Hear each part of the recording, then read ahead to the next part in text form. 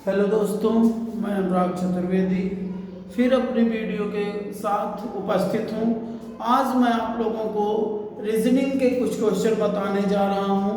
आइए देखते हैं रीजनिंग के कुछ क्वेश्चन। क्या है क्वेश्चन?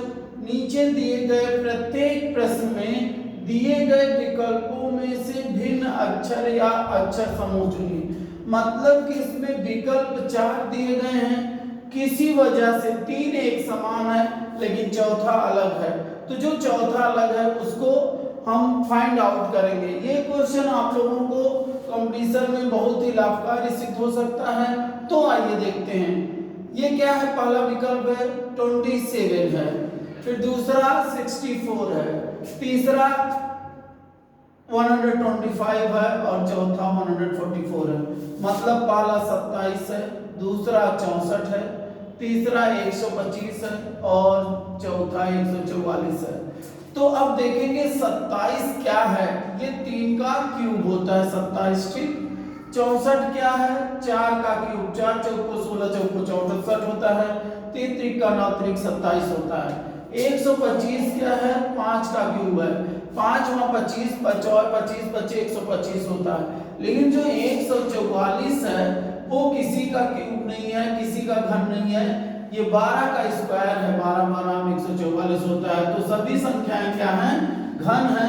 लेकिन 144 12 का वर्ग है, इसलिए जो इसका आंसर होगा, उत्तर होगा 144 होगा। दूसरा देखते हैं 43, 53, 63, 73।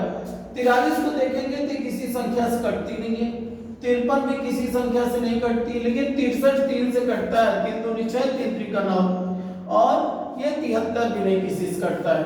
इसका मतलब सभी अभाज्य संख्याएं हैं और एक ये भाज्य संख्या है 63, मतलब 63। आगे देखते हैं 25, 37, 49 और 57।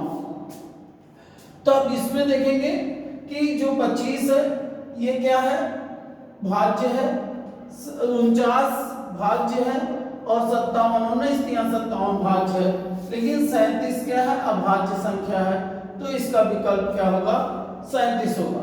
अब चौथा देखेंगे 25, 64, 28 और 64 है। अब इसमें देखेंगे कि ये किसी क्या है? 35 है, 5 से कटता है।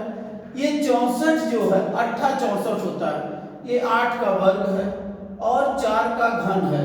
लेकिन इसमें और कोई भी संख्या ना किसी की वर्ग है और ना किसी की घन है, इसलिए इसका विकल्प क्या होगा? ये अलग है। ये वर्ग दे दिया है 8 का और घन दे दिया है 4 का। अब आगे देखते हैं क्वेश्चन नंबर 5। इसमें पहला जो विकल्प है क्या है? 4 है, दूसरा 25 है, तीसरा 146 है, चौथा 625 है। अब जब हम 4 देखेंगे तो ये 2 का वर्ग होता है, 2 दूनी 4। 25 जो होता है 5 का वर्ग होता है, 5 25।